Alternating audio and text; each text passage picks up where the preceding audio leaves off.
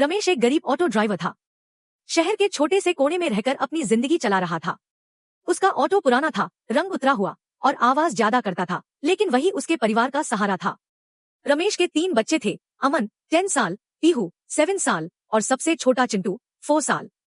उनकी असली माँ का कुछ साल पहले इंतकाल हो चुका था। घर में माँ की कमी हर कोने में महसूस होती थी। कुछ समय बाद रमेश ने दूसरी शादी की। उसकी नई पत्नी सुनीता बच्चों की सौतेली माँ बन गई। लोग कहते हैं सौतेली माँ कभी अपनी नहीं होती, और बच्चे भी इसी बात को सच मान चुके थे। वो सुनीता से डरते थे, दूर रहते थे और उसे माँ नहीं, सिर्फ आंटी बुलाते थे। हर सुबह रमेश ऑटो लेकर निकल जाता। सुनीता सूरज उगने से पहले उठ जाती। सूखी रोटी, थोड़ी सी सब्जी बनती और बच्चों का टिफिन बांध देती। वो कभी डांटती नहीं, कभी शिकायत नहीं करती, लेकिन उसका दिल चुपचाप दर्द से भरा रहता था। एक शाम रमेश का एक्सीडेंट हो गया। ज्यादा सीरियस नहीं था, पर कुछ हाफ दिन तक वो ऑटो नहीं चला सका। ऑटो खड़ा हो गया और कमाई रुक गई। घर में टेंशन और डार भर गया।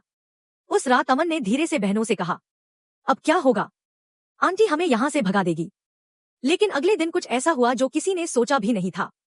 सुबह सुनीता ने ऑटो की चाबी उठाई, पड़ोसी से थोड़े पैसे उधार लिए और बोली, मेन ऑटो चलाऊंगी। लोग हंसने लगे।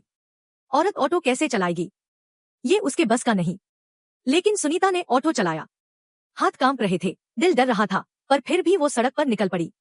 दिन भर मेहनत की, कम कमाई, पर इतनी जरूर हो गई कि घर का खाना और रमेश की दवा आ सके।